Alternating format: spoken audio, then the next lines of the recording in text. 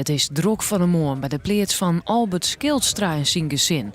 Na een peteer met vertegenwoordigers van het actiecomité Moezenskeer, de provincie, landbouworganisatie LTO en het wetenschap, wil Dijksma de skeer zelf zien. En dat loekt de landelijke media massaal naar volle geer. Skilstra had een indrukwekkende tastspraak hoe zijn drege situatie. En bij een blik op de kuilbult stoven de moezen alle kanten op. Dijksma is duidelijk onder de indruk. Als mensen zo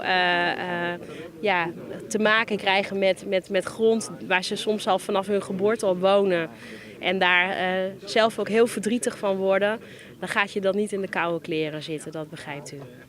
Er moet een verzekering komen en een plan van aanpak om zulke rampen in de toekomst vat te komen. Maar een poeder maar jild had de staatssecretaris net meenam.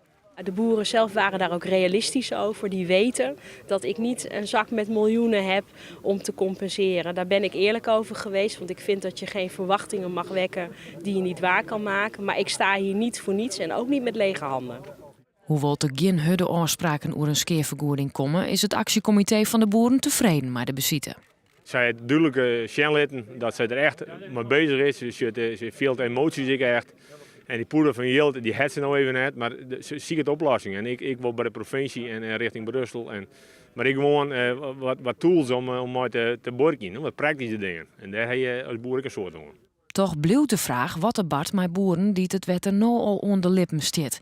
Skilstra kan het net zo lang mee volhouden. Eind februari beginnen we met loon te verbeteren.